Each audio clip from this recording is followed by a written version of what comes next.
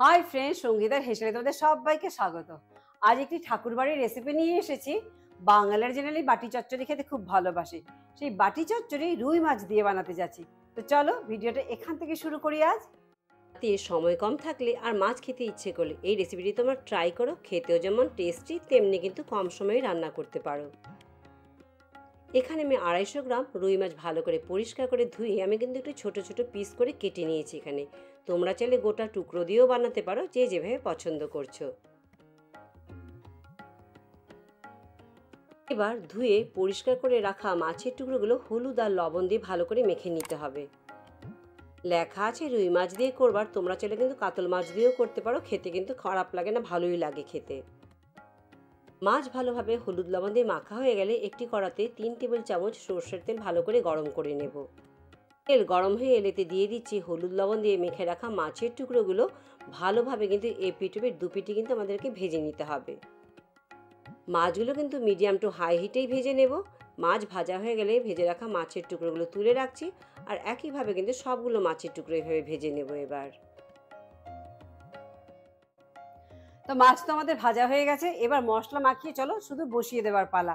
তো মশলাটা করে মেখে নিচ্ছি। এবার গ্যাসের আঁচ বন্ধ করে দিয়ে সেই মাছ ভাজার তেলে কিন্তু দিয়ে দিচ্ছি 1 টেবিল চামচ 5 ফোড়ন, 3টে ছিঁড়ে রাখা কাঁচা লঙ্কা, 2টো তেজপাতা, স্বাদ অনুযায়ী লবণ, হাফ চা চামচ হলুদ গুঁড়ো, 1 টেবিল চামচ সর্ষে গুঁড়ো, হাফ টেবিল চামচ লাল লঙ্কার গুঁড়ো।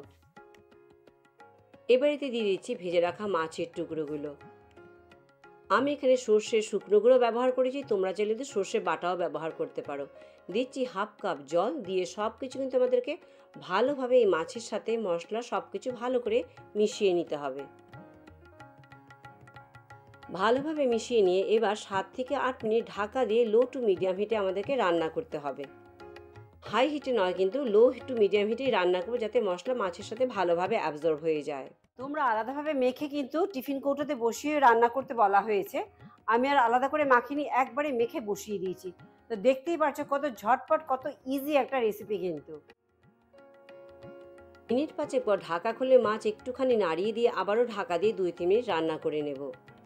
খুবই সহজ একটু মাছের রেসিপি, রান্না করতেও কম উপকরণের দরকার, রান্না করতেও কম সময়ের দরকার, একই সাথে খেতেও কিন্তু খুব স্বাদ।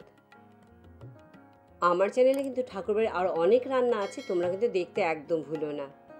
রান্না অলমোস্ট হয়ে এসেছে। জাস্ট কিন্তু 7 থেকে 8 মিনিট লেগেছে রান্না করতে। তো বুঝতে পারছো কত ঝটপট রান্নাটা হয়ে যায়। গরম গরম ভাতের সাথে পরিবেশন করে দেখো। আমাদের রুই মাছের বাটি চচ্চড়ি কিন্তু তৈরি হয়ে গেছে। গরম গরম ভাতের সাথে পরিবেশন করো আর খেয়ে দেখো, খেতে খুবই কিন্তু টেস্টি। তো চলো ভিডিওটি আজ আমি এখানেই শেষ করছি। ভালো লাগলে লাইক, শেয়ার, সাবস্ক্রাইব করতে একদম ভুলো না। পরে আবার অন্য কোনো ভিডিও নিয়ে তোমাদের কাছে চলে আসবো।